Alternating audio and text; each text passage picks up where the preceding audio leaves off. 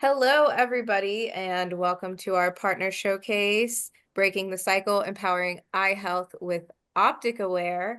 As you guys are making your way in, we would love to know more about you, a little bit about where you're from, um, what your occupation is, and how you found out a little bit about this webinar. So we're going to go ahead and launch a poll, and we would love for you guys to engage, just so our esteemed presenters can learn a little bit about you without you actually telling them about you in some ways. So, while we're going over this, I'm going to actually go ahead and give you guys a couple of ground rules for this webinar. The first is that we would like you to type all of your questions in the chat. You will have the ability to do that. So our presenters will go over the questions either as they come or at the end of the webinar. So you guys have kind of a good sense of when they'll be answered. Do not be afraid, and definitely do not be shy, because we're not shy. There will be no ACB REP credits for this webinar. And we will also have closed captioning available. So if you need that, we have that. Well, I'm going to go ahead and give this poll just a little bit longer, and then I will close it out in just a few seconds, and we'll go over some of the results so we have an idea about who you guys are.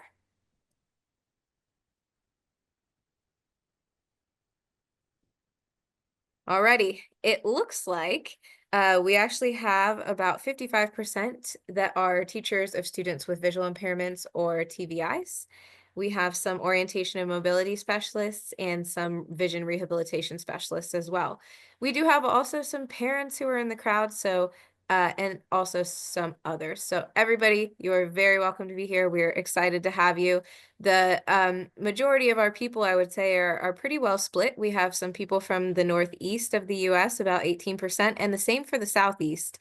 And we do also have some individuals joining us from the northwest and from the southwest. And well, would you know it, we have about 36% from the Midwest. So, and we also have some from outside of the country or other. So, and then when we get to the point of knowing how you guys learned about the webinar, you guys learned a lot about it either through our website or an email from APH or your university faculty. So everybody, welcome. We are so excited to have you guys today.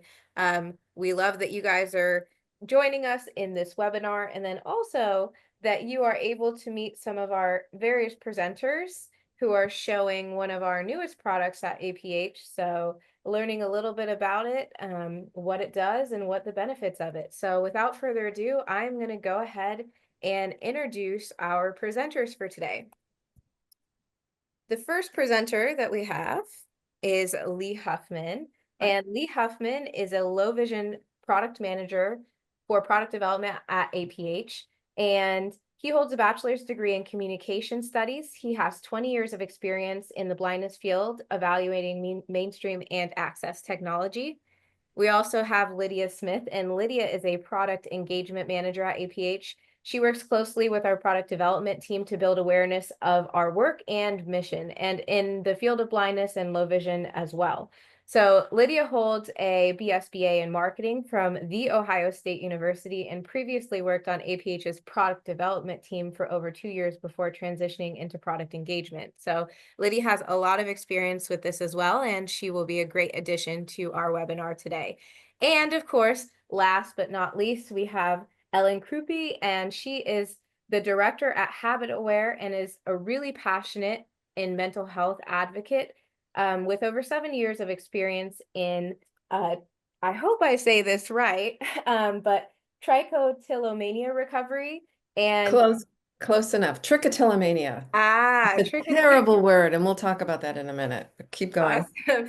Trichotillomania recovery, and she's trained at Yale University's SPACE program and actively champions BFRB awareness through education community, peer coaching, and also technology.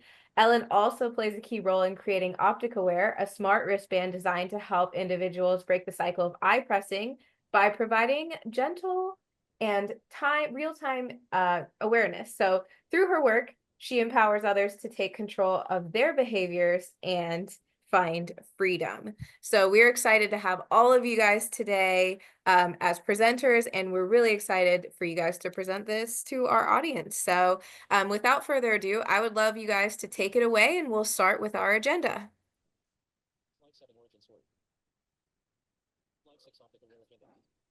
Ah, I think we don't hear you very well, Lee. Oh, was that me? Okay, I thought that was what you were going to cover. Actually, we're going to be talking about several different things during the OpticAware webinar today. One of them will be the story of how OpticAware came into being. We'll talk a little bit about what is OpticAware. We will talk about the components or the hardware in the band itself, the iOS app that is used in conjunction with the band. We will also talk about the pricing. We'll take some questions from you on the webinar, and like I said, end up with any questions that you may have, and hopefully get all of those answered for you. And I think this is me, but I have to do a shout out for OH. IO. There we go. So for anyone else out there in the Ohio State, wonderful university, my daughter graduated from there, OHIO. Okay, thank you for making me smile today. I didn't know Lydia what you meant. Oh yeah, Lydia and I are now best friends, There you right? go. Yeah, From my friendship. there we go. Yeah. So Habitaware origin story. And I'm so excited to be here, and it's actually a really cool story. So first, trichotillomania, what the heck is that? So trichotillomania is a technical term or the clinical term for chronic hair pulling. And that is under the umbrella term of body-focused repetitive behavior. So most of you out there have probably heard of nail biting. Nail biting, onychophagia, which is also a mouthful, is also a body-focused repetitive behavior, as well as dermatillomania, which is skin picking. And these are diagnosable conditions when the person has this behavior, they want to stop, they've tried to stop, but they find stopping impossible. Other BFRBs could be our nose picking, tongue chewing, cheek chewing. It's anything you do repetitively with the body. It's actually a self-serving coping mechanism. So what does that have to do with eye pressing? Let me tell you, let me continue with the story. Anila Idnani, who is the who started Habitaware back, she has trichotillomania, pulling the hair from her eyelashes and eyebrows. And she started this when she was a young girl. Usually these disorders begin around pre-puberty. And it's the most common disorder that no one wants to talk about. Who wants to talk about hair pulling, skin picking, or nail biting? And it's so common that 1 in 20 has these disorders. And she hid it from the world for 20 years. And then one night, she pulled a little too much out of her eyebrow and went into the bathroom to grab her eye pencil to cover up the damage because she did not want her husband to see. She had hid it from him for 3 years, but he literally bumped into her, looked at her and said, Anila, where are your eyebrows? And she was caught, deer in the headlights. But she confessed her hair pulling secret. And he met her with compassion. And then one night, she was watching TV with him, and she's stroking her eyebrow. And she wasn't realizing she was doing this, a lot like eye pressing, but her husband noticed, so he gently moved her hand away from her eyebrows. And she said, gee, if I only had something other than you that would alert me. And he said, wow, there's got to be something out there like that. And there wasn't. So they invented it. They invented, and I'm holding up my wrist, and I'm wearing the original Habitaware bracelet called Keen. And what this bracelet does is when you are engaging with nail biting, and I'm putting my fingers into my mouth or touching my teeth, or if you're engaging in skin picking and now I'm touching my cheek, or hair pulling and I'm touching the top of my head, the bracelet would gently vibrate to bring you awareness that your hands are not where you want them to be. So then Anila's husband does not have to grab her hand. So that's the origin story of Habitaware. We launched our first bracelet in 2017. I, like Anila, have trichotillomania. The difference is I pulled from my scalp for 40 years, and I found the bracelet on a whim after pulling my hair for over 3 hours, Googling what are the latest breakthroughs, and I found the Keen bracelet. I ordered it. It worked so well for me that I reached out to the company and said, I have to work with you and help others the way you helped me. I was a surprise package. They weren't expecting me. And it's been awesome because now I've been able to help myself and help hundreds and thousands of people with a body-focused repetitive behavior. So how did Habit-Aware connect with APH? One of the roles I have is helping people get the bracelet set up. And I hopped on a training call with a blind woman named Caitlin. And she had a sighted partner with her so that I could help her set up her bracelet. And Caitlin said to me, Ellen, I didn't buy this because I have hair pulling or skin picking or nail biting. I bought it because I press on my eyes. I know it's not meant for that, but do you think you might be able to help me to get it to work good enough? And I did. It was good enough. It wasn't fantastic, but it was good enough. She then said to me, Ellen, we really, really need to connect you with someone like APH because there are so many adults and young kids that are growing up with eye pressing, which is similar yet different than hair pulling, skin picking, and nail biting. I bet if you could change your algorithm, the technology inside the bracelet, it could help thousands and thousands of people. So she sent an email off to Greg of APH and connected me. We had a conversation. And then he said, let's see if this is something that TVIs and parents would be interested in. So they did a survey, I want to say of 250 people. And the response was extraordinary coming back, saying, yes, we need something to help with eye pressing. So APH contracted Habit-Aware to create and adapt our current technology to help with eye pressing. And the way we did that was working with young children with their parents' permission and teachers and had them use the bracelet. We tweaked our algorithm and used the bracelet and videotape so that we could see the movement of the body, specifically the forearm and the hand, and how they're pressing, where they're pressing, angles of how they're pressing, all that magic, so that we could create the right algorithm so that when a child brings their hand up to press in their eyes, they get a gentle vibration alerting them, hey, kiddo, your hands are not where you want them to be. And now they're empowered versus having their parent yell at them from across the room or the teacher tap them on the shoulder. And it was a really wonderful experience to work with these marvelous TVIs, parents, and children. And we created the bracelet based on all of this feedback. And now today, it's for sale. Okay. I think we're ready for the next slide, Amanda. So what is OpticAware? Ellen's given us a little bit of an illusion or a prelude to what it is, but this is, if you can look at my band, this is the OpticAware band. And in short, the OpticAware band is a smart wristband designed to reduce and really help eliminate the habit of eye pressing. And it is what happens when you wear this, as she has mentioned before, when you reach your hand to your eye and you begin eye pressing, this band vibrates, and it vibrates to where you cannot hear it. It is a very subtle cue to the wearer that, hey, you're doing something you shouldn't be doing. This is eye pressing. This is something you don't want to do, and reminds them to put their hand down. With this vibration, with every vibration, you pair this with your iOS device. It can be an iOS, an iPhone, or it can be an iPad.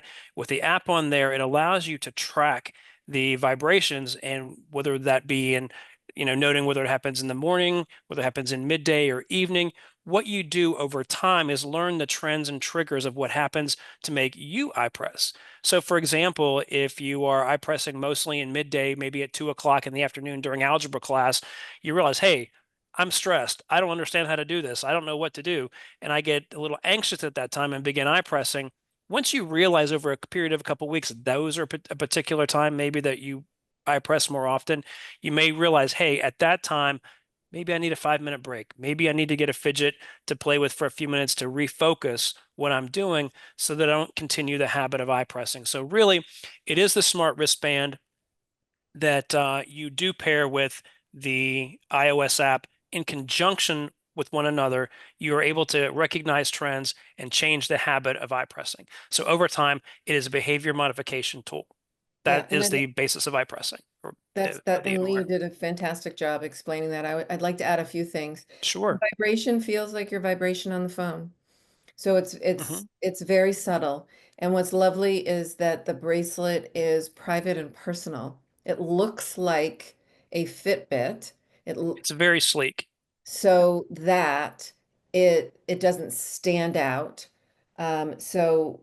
Kids can feel, and adults, kind of cool that they're wearing it. It's not bulky, and it empowers the wearer of the bracelet.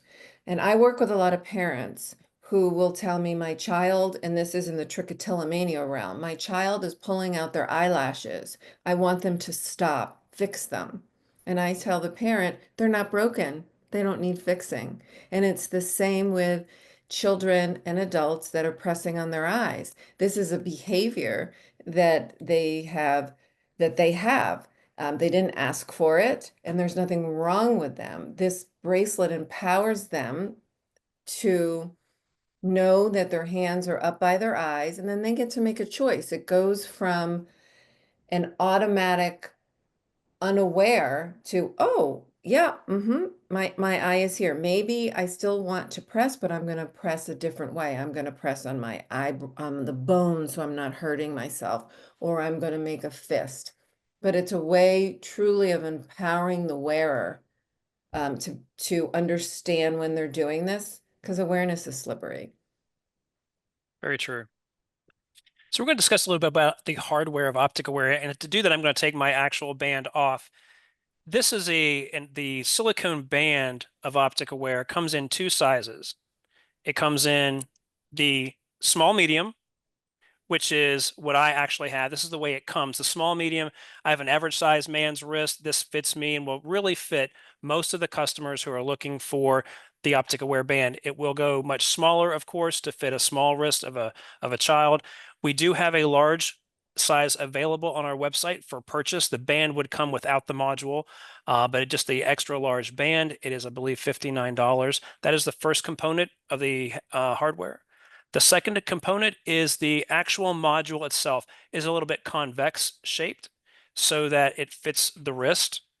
There is one button on the module that you may be able to see right here, like a traditional watch would be. That is worn toward the knuckles. So when you're wearing the device, the one thing that you want to make sure you're doing to make sure you have it on the correct way is to wear it with the button facing the knuckles. You'll want to charge it for about 2 hours before you begin wearing it. And that 2 hour charge will last you about a 24-hour time period. So what we suggest people do is when you first get up in the morning, and if you're going to shower in the morning, put it on afterward because it is not waterproof for swimming or showering or bathing, anything like that. But when you finish that, put the device on, wear it all day long, and leave it on until you are ready to go to bed and take it off, and then put it on your charge so that you will have it ready for the full next day. The longer you wear it, the more data points you will have that are collected in the app, so you'll get a better reading of when you're eye pressing the most, whether that be morning, midday, or in the evening. The third component is the actual charging device that comes with it. This is just a USB charge, the cord that can be plugged into your computer to charge it. It can also be plugged into a brick and then placed into an AC outlet in your regular wall.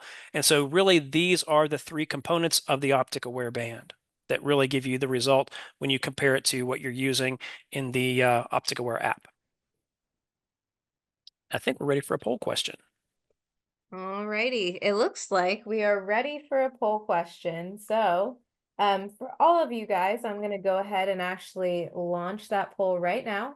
And I will also read the question for you.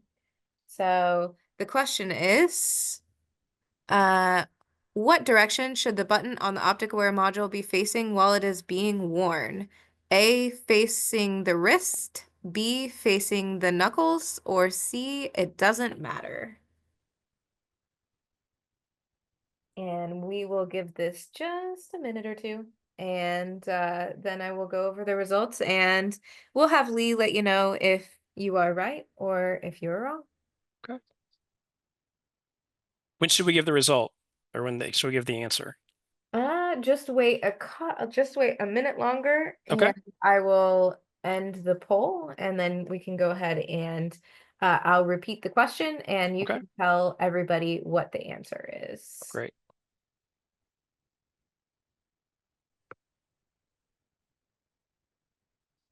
Alrighty. So again, the question was, what direction should the button on the OpticAware module be facing while it is being worn?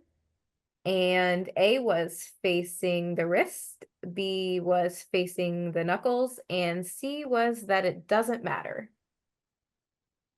So Lee, what do you say? The answer is the button should be facing the knuckles at all times when you're wearing the band. Awesome. And we had quite a lot of people pick that answer. So Great. we can move on. Okay. The next thing we need to talk about is the app, because this is really where you get the meat or the information that you really can use to change the habits that you have formed with eye pressing. This is an example of the iOS OpticAware app. It is a very simplified app. There are 3 tabs at the bottom, and I'll kind of go through those. The first tab will collect your data, and hopefully you can see as you scroll back, it will go through days and days and days and weeks of information, showing you how many eye presses have been in the morning, how many have been in midday, and how many have been in the evening. So you can kind of figure out when you're eye pressing, hopefully figure out why as well. The second tab is the bracelet tab. And in the bracelet tab, which is the second one there in the middle at the bottom, this is where you'll use mostly to set your app or your band up when you first get it. There are different ways to set up your band. Number one, you will be able to choose whether you're using the left hand or the right hand. And I can talk about that, the reasons for either one in just a moment. But you'll choose either left or right hand that you want to wear your band on. And what you can choose is the vibration of the band itself. So you can set that to a light vibration, a medium level of vibration, or a heavy vibration. You can set it to a shorter duration of vibration, a medium duration, a longer duration. So if you have a child that you're working with on this and they're very active and very animated, you may need it to vibrate more intensely and for a longer period of time to get their attention. So those are some ways you can set that up. At the top, you will always have the information about the battery level of the band. So you can look at this and see, hey, this is getting low, it needs to be charged, or hey, we're at 95%, we're still in good shape.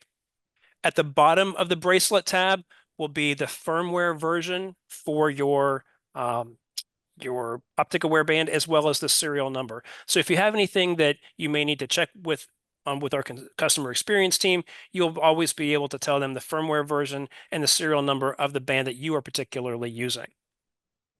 And I will tell you about the third tab at the bottom. The third tab is for support. The first button at the top is APH support. So if you need to contact our customer service or customer experience team for any reason, that tab or that button will take you directly to our website, which will put you into a place where you can send an email directly to customer experience, asking a question or needing assistance. There's also the toll-free 800 number for APH customer experience. So if you want to call with your question, you can do that. The second one is APH resources. And when you press that button, that will take you to the OpticAware product page on our website, which you will be able to look at frequently asked questions. If you would want to, you could order another band. You can also, in a few weeks, watch this particular webinar. We will upload this webinar to the product page so you can get this as additional references and resources as well. You'll be able to see the description of the product and learn more about it. You will also be able to download the user guide from that product page if you need to, or you need to get a replacement. You can do that there as well, or order the larger band. And the very bottom, went black, but the bottom button is our legal button, which is just all the legal information that APH puts into every app that we produce. So you'll be able to connect with us by using that third tab to get information that you may need to support your use of the band. Okay, I think we're Awesome. ready for a poll question again. Yep, we have another poll question. So I'm going to go ahead and launch it and I will read it to all of you guys. So the poll question is, how often should the OpticAware module be charged? And the first answer is once per month. The second one is once per week. And answer C, or the third option, is every day. And we'll give you guys just a minute or two to answer before we close the poll, and then we will go over the results.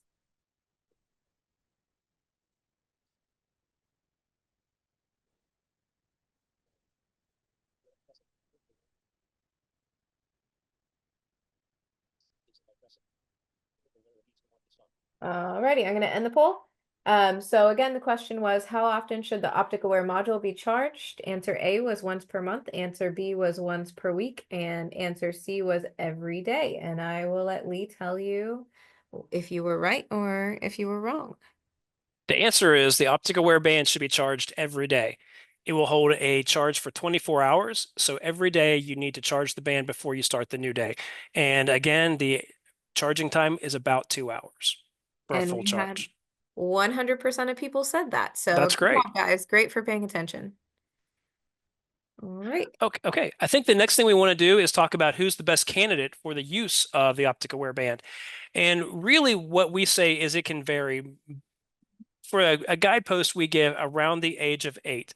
When we did some field testing, we really learned that the best candidate for using OpticAware has to meet 3 particular criteria. And number one is the person, whether it be an adult or whether it be a child, has to know and recognize the fact that they actually are eye pressing. So a lot of times, as Ellen mentioned earlier, the founder of OpticAware, or the HabitAware, wasn't even aware all the time that she was pulling her eyebrows. So many times students, especially younger ones, aren't aware that they're eye pressing. So they have to be aware that they're doing it. Number two, they have to understand that there are negative consequences of eye pressing, which can be, if you have some usable vision, you could damage your eye to where you could lose the vision that you have. You could, even if you have no usable vision, you could damage the eyeball to the point where it have to be removed. There are some very strong eye health concerns around it. So they have to understand that there are consequences. And number three, they have to want to stop. If you don't want to stop and you're not invested in it yourself, the success rate will be lower. For example, if you want to stop smoking, how bad do you want to stop? The more invested that you are, whatever age, in stopping, the better you will be. So meeting those 3 criteria of understanding that you are eye pressing, knowing that there are consequences, and knowing that you want to stop are really the 3 criteria that we feel will be the best predictors of success for the use of the OpticAware band. Ellen, did you have any more comments about that? Yeah, thank you, Lee, for saying that. And your number three is the biggest one, Yes. that the person wants to change their behavior. The other thing to remember is sometimes, especially as parents, and I'm a parent myself, we want our child to not do a particular behavior. And so who wants the change? Is it the parent? Is it the Right. teacher? Or is it the student? We can't, the student is the, I like to say, is the pilot. They're the one that gets to choose if they want to make this change or not. We can't force them to make the change, just like we can't force them to do their homework. We can Sure. give them the tools. The other thing too, just to clarify, number one, that they need to be aware that they're eye pressing. I would say that's a little bit more nuanced. Um, the person needs to know that they have an eye pressing behavior. Geez, I eye press a lot and I wish I could stop. They might not be aware when they're eye pressing, and that's okay, because that's what the bracelet is there to do, to help them be aware that their hands are not where they want them to be. It's sort of like brushing your teeth. You all know how to brush your teeth, but do you really know how you brush your teeth? Do you start in the front, the middle, the back? How often do you do it? How many minutes do you do it, or seconds do you do it? It's so automatic. So when eye pressing becomes an automatic behavior, the bracelet and the Yes. person, the wearer wants to make a change, they understand the consequences, and they know that they have this behavior, but they don't know when they're always doing it, that's the best candidate for this. And they have to have the cognitive ability and to make change. That's the other one too. Right. I'll mention just a little bit, since we have a moment here, to talk a couple of things that happened during our field testing of this device.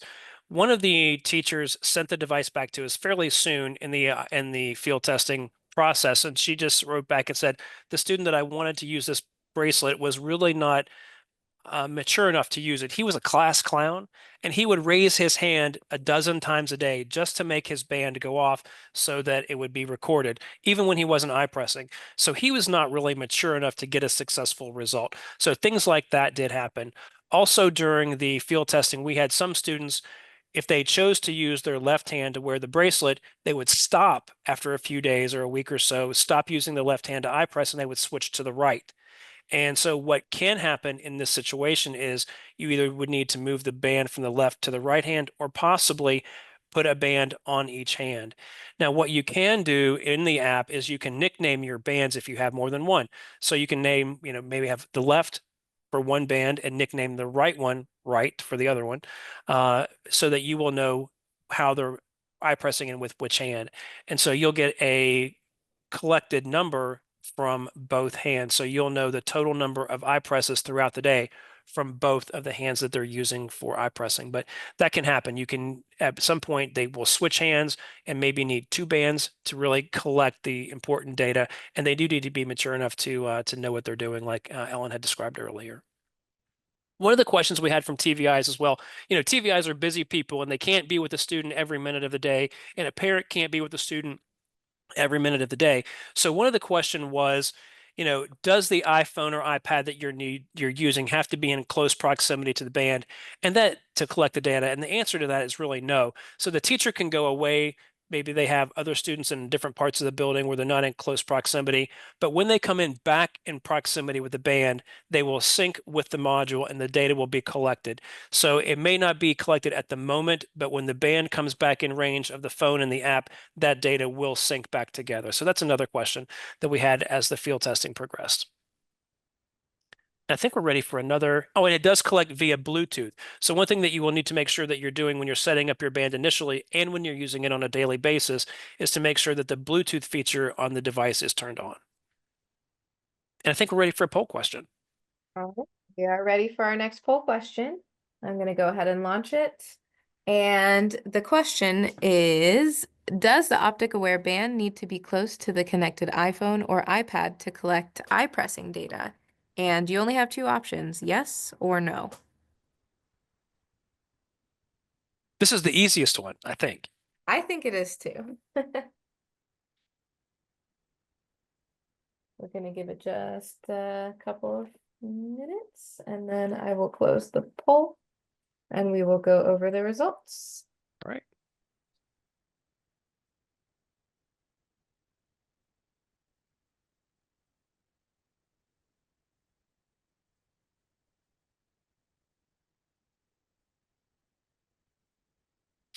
I'm going to go ahead and stop the poll. Okay. So again, the question was, does the OpticAware band need to be close to the connected iPhone or iPad to collect eye pressing data? And option one was yes, and option two was no. We had about 86% of our participants say no, it does not. And that's correct. It does not need to be in proximity to collect the data because it will sync. You could almost say, yeah, either one of these would be correct. You're not going to get the data if they're apart at the moment, but when they come back into connection, the data will be synced. So really, my intended answer for this was no. It does not have to be in close proximity to actually gather the data that you're wanting to get. So my official answer is no. Okay. I just happen to think there's another possible way that the question could be considered, but really the answer is no. They don't have to be in close proximity. The data will still sync when you get back together. Alrighty.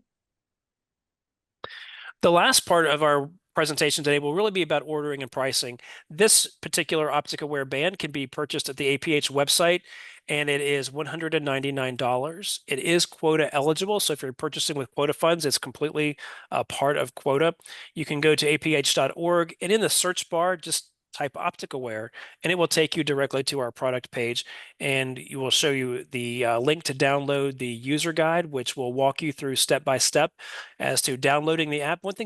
Couple things you'll want to do when you get to that part is when you are about ready to download the app, you'll want to make sure that your particular iOS device is updated to the newest version. So we always suggest making sure that your iOS device is completely updated before you download the OpticAware app from the App Store, and move forward from there. And again, it's $199 from the APH website. And we do have the larger, extra large size band available for $59 if that's a purchase that you need to make separately. And I think we're ready for questions. Awesome. Hey, Lee. Yeah, Ellen, I think question. I'm sorry. This is Lydia. Okay, Lydia. We've had a few questions in the chat. Sure. You've been presenting. Ellen did a pretty great job of addressing this, but I thought maybe we could talk about Nolan's question.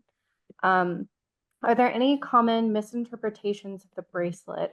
Are there, what if you're drinking from your water bottle, or what if you reach up to scratch your head or something like that? Does that trigger the bracelet, and would it be an issue for, effectiveness of the device? Do you mind if I take that one? Sure, you can take that one. That's a great question, and I'm glad, Nolan, that you asked it. We will never have 100% true positives where the bracelet only goes off when someone is eye pressing and never goes off at a different time. And false alarms can also be our friends, is how I like to word this.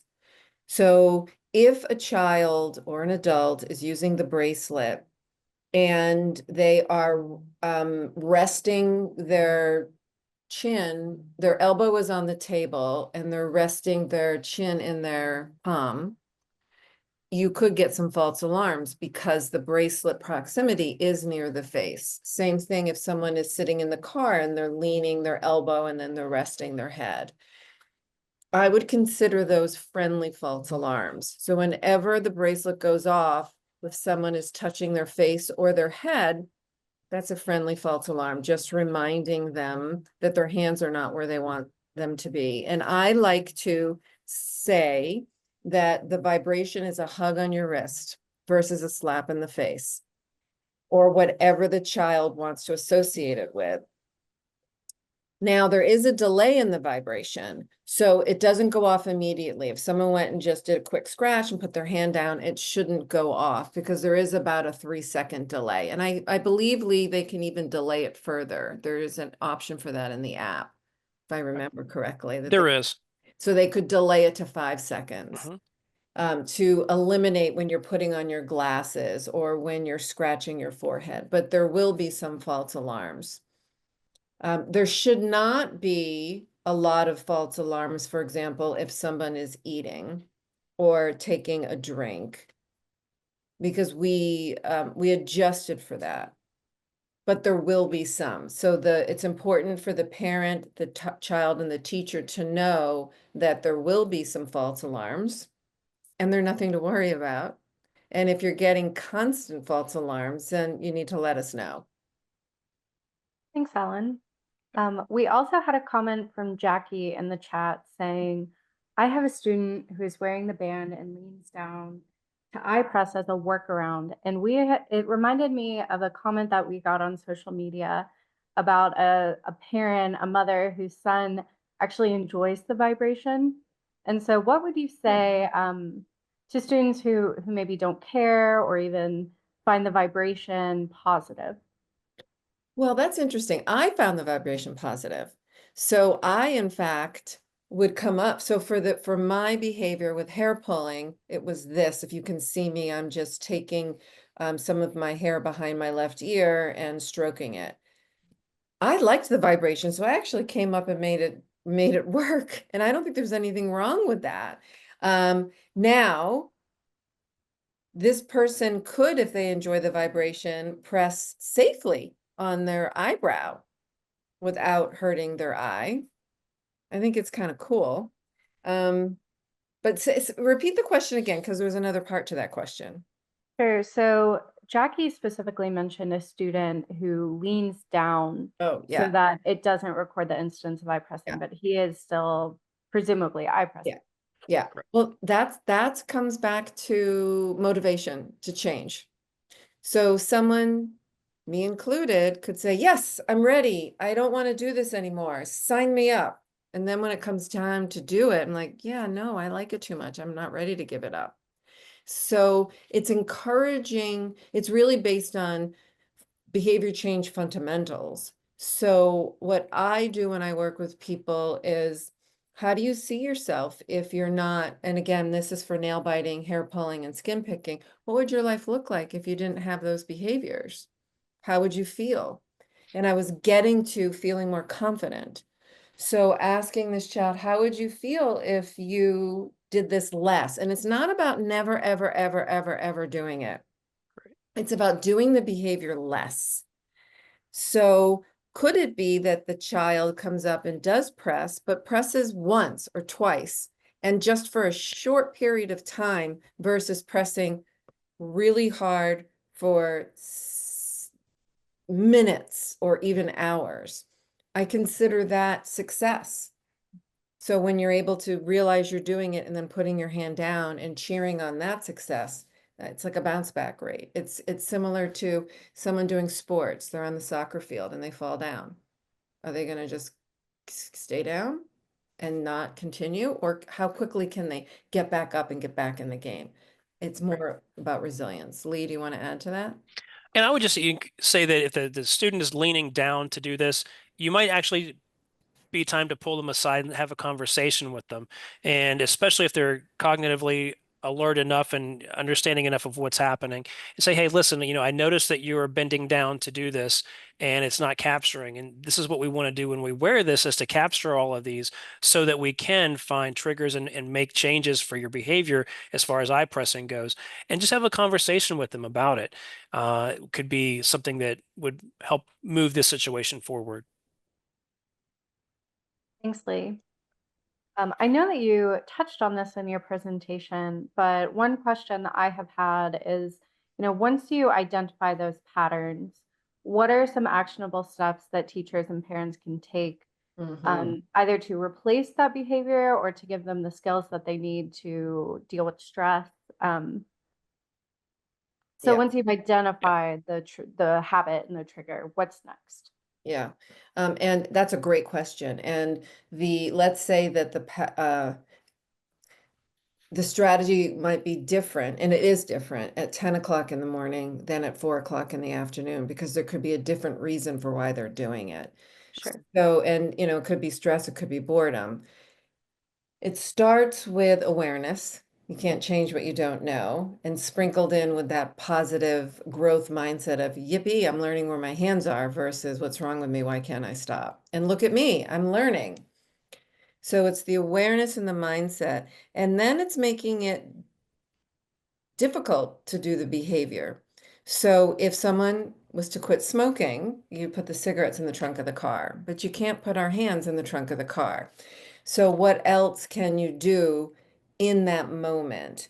And it's assessing the moment, which could be, if it's 10 o'clock in the morning and they're doing algebra class, maybe it's hard or they're bored and it's not hard enough, kind of assessing what's going on and then giving them something else that they can use in their hand. Right. It could be that they like that feeling of something touching their eye. So instead of using their hand, hold on, I have something. I have a show and tell. Maybe could be, this is what I like.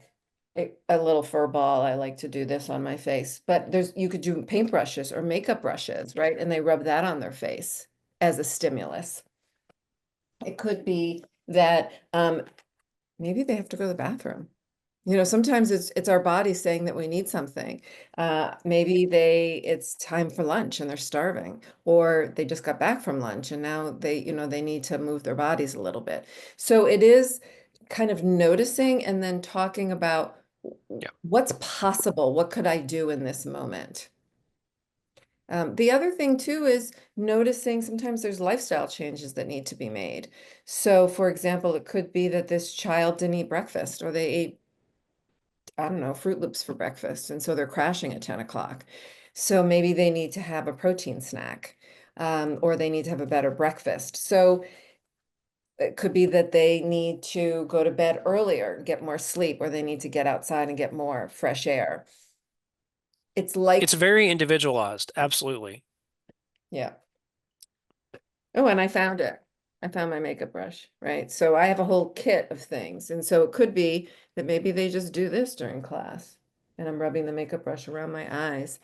Um, I call this a pause pack, and we do this for hair pulling, skin picking, and nail biting, where it's a pack of joy, and there's different things in there to help in the moment. So you get your vibration. Well, what do I need? Maybe I'm going to play with my makeup brush. Maybe, and for I don't think so. For us, a lot of it is textual, so that you could put a band-aid on your fingertips. There's fidgets in here, even love notes, right? That you can give to your child. So it's giving them the tools that they can play with and then checking in with them and saying, "Hey, did that work for you?"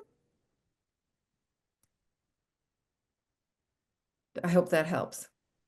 Absolutely. Thank you so much, Ellen. I think that one of the things that Ellen said there at the very end is really a good idea too. Ask your child or whoever it is, what do you think you need? What Yeah, would work for you? And that might be something, getting them involved in some of those decision-making processes would be even more empowering for them as they yeah, work through these issues. yeah. And that's perfectly, you read my mind. And a lot of times kids won't know, and that's okay. You can say, "Hey, do you think if you're doing this and I hand you a glass of water, would that be great?" And they might go, "Yeah." And then you might hand them the glass of water and they get annoyed. And that's okay. You're learning with each other. And I want to share a quick story, a personal story. So for me, as I mentioned, it was hair pulling. And during COVID time, and I'm aware, I know, but during COVID time, watching TV with my daughter, I was just touching my hair. And as I was touching my hair, she said to me, "Mom, do you need your keen bracelet? Do you want to fidget? Can I get you a glass of water? What do you want?" And I'm like, "Oh my God, shut up." Because I didn't want her to do this. She doesn't know, she's not a mind reader. So I said, "Julie, it's not helpful when you do that, but here's what I'd like you to do." I'm like, what do I want her to do? Okay, just say hi, Mom, with a big smile. And we're watching TV and I'm touching my hair. And she just looks at me and she goes, "Hi, Mom," big smile, and turns away. She didn't keep saying hi, Mom. And it was brilliant. I felt cute, I felt loved, and I felt seen, but I didn't feel shame. And to this day, she'll still do it. I asked my daughter who bites her nails, "Can I say hi, Rachel?" "I don't know, Mom." "Let's just try it. Hi, Rachel." "Oh, no, Mom, you can't do that. Don't do that." So it is working with your child to come up with what are some things I can do to help you, and then celebrating those behavior changes. And it's the same thing with students and teachers. Ellen, I love that. When I was a teen, sometimes I would pick at my skin a little bit, and I just have these memories of my grandmother at the dinner table or like at a restaurant, just, really drawing attention to it. And I think that that Right. shame has that negative reinforcement. Yes, yes, yes, absolutely. And it's the same thing with eye pressing, where this poor child is being shamed and the parent or teacher thinks they're doing something good. "Stop, you're going to hurt yourself." They're doing it out of love and a little, Absolutely. right? And a little out of fear. So it's, how do you lead with love? And I would write that down. How do you lead with love? And looking for what's possible. And it opens up the door to, well, what's possible in this moment? And one thing too about the discretion of the vibration from the band, it's not the teacher stopping what she's doing and interrupting the entire class instruction to point out another student. That doesn't happen with the habit or the OpticAware bracelet. This is a vibration that the student only feels, and it's not anything being pointed out or, made to be feel like, oh, they're making the exception for me, or everyone's looking at me. That's not happening when you do have the vibration from the bracelet. So that sort of discretion is a big part of it. Yeah. Well, thank you both for for answering that question. Backing up a minute, can we talk about, eye pressing? Why is it something that we should be concerned about? Lee, do you want to take that one? I can do it. We can both do it. Okay. Eye pressing, and it doesn't matter how much usable vision someone has. They may have low vision and be a person who eye presses, and they may have no usable vision. It doesn't always matter. Sometimes what happens is we lack the visual stimulation, so we press on our eyes to get some of that. And you can damage your eye. You can lose valuable vision that you do have from eye pressing, depending on how hard and how often you are pressing your eyes. You can even damage the eyeball to where it ruptures, and then it would need to be surgically removed. So there are some big health concerns with eye pressing. It's not simply just, quote, looking blind or doing a, quote, blindness habit. There Right. is damage that you can do, health risks involved in this, because when you do damage to your eyeball, you can risk infection that can spread. So there are serious things that can happen from eye pressing, in addition to even just bruising around the orbital bone around your eye, which could be something that looks like maybe you hit your face on something or somebody actually hit you. But there are health risks to eye pressing that this can help address. Yeah. Health and safety, right? So there's the Mhm. health and safety. There is the social, I don't know what the right word is, social acceptability, meaning, Right, you know, it's just like you don't want to walk around with your head down, or um, it's just not socially acceptable. Doesn't mean there's anything wrong with the person, and we're not trying to change anything with um, the beauty of people who are blind. right, They're gorgeous, and there's nothing, and we're actually not saying you have to stop, quote unquote, eye pressing. We're suggesting that you do it less so that it doesn't lead to health and safety. right, And what I like to say in my world, which is very similar to eye pressing, like everybody picks, everybody pulls, everybody bites. Somebody who bites, it could just take one little piece of a hangnail and be done with it. Someone who has onychophagia, they can't get their hands out of their mouth and they want to stop, try to stop, find stopping impossible. People press on their eyes.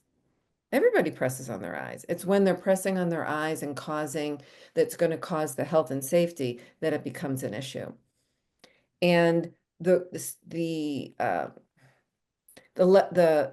the level of success, the not level, but the mark of success isn't that this person never does it anymore. It's that they realize they're doing it and they move their hand and they grab a glass of water and take a sip and do something else or take a stretch, that they're doing it less, that they realize they're doing it and then they move and do and they pivot. Does that Yeah, help, Lydia? absolutely. Thank you both for your answers. It looks like we have about 7 minutes left. If anyone has any questions, please go ahead and drop those in the chat.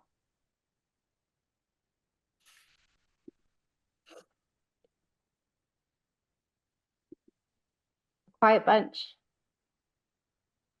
Well, Well, I'd love Ellen, to know. I'd love to know, maybe people could put it in the chat. What do you think? What do you think of the habit aware, optic aware bracelet? Do you think that do, would be something you would recommend or use or purchase? and please let us know if you have experience using it. Yeah, would love to know that. I think it was Jackie has experience with someone using it right now.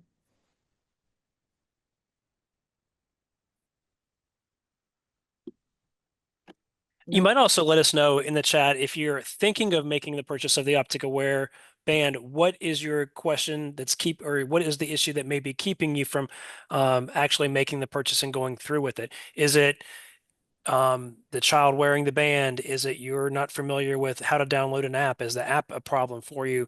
One other thing to consider with students is actually wearing something on their wrist. Some students may not be used to wearing a watch, especially if they're blind or have low vision, and they will have to get used to having something on their wrist.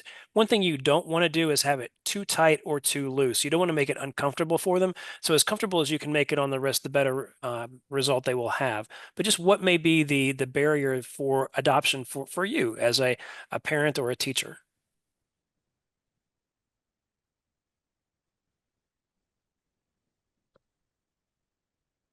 Looks like we said we have Patricia who said that she thinks that it has a lot of possibilities. Yeah, and I'll mention it's not forever. And if it is and it works, then you have a solution. I remember when I wore mine for 6 months and someone said to me, Ellen, will you need to wear this for the rest of your life? And I said, yes, and I didn't care. I had a solution.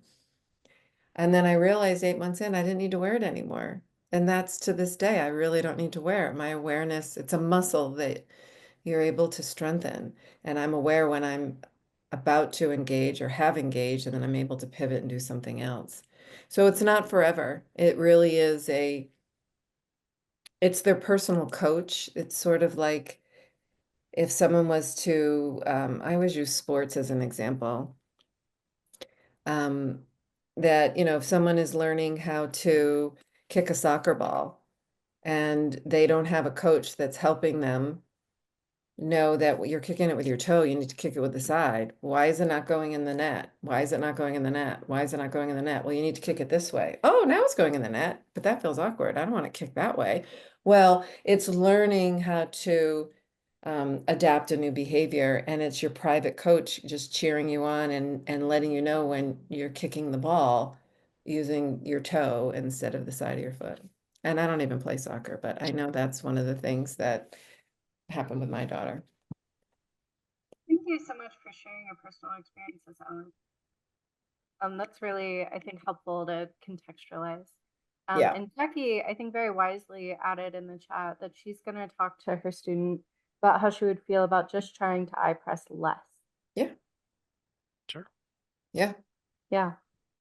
And it's probably a good idea to have a conversation with the child before you actually bring the band to them and say, hey, this is something that I'm looking at doing and bringing to you for help with this. Is this something that you would be interested in doing? And make sure that they're sort of have some buy-in and they're interested in it before you bring the band to them and as you do it. So that's something that they could probably look forward to receiving and trying out.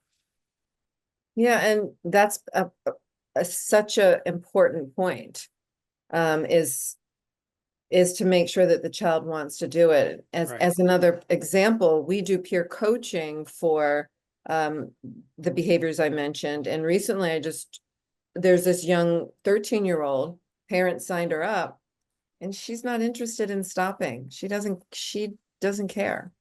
So I'm not saying, Jackie, that the student doesn't care, but it could be that they don't understand why they're doing this. They might like it. And I love your approach of just saying, hey, this isn't to make you stop. This is just to make you aware. So you get to choose what you want to do. And the goal isn't to stop, it's just to do it less and be resilient, right? Like, Right. and maybe there's an example you can give or something this child has learned that was really hard. And then they learned this one thing and then they kept doing it. And then, wow, look how great they are. It's really the same thing.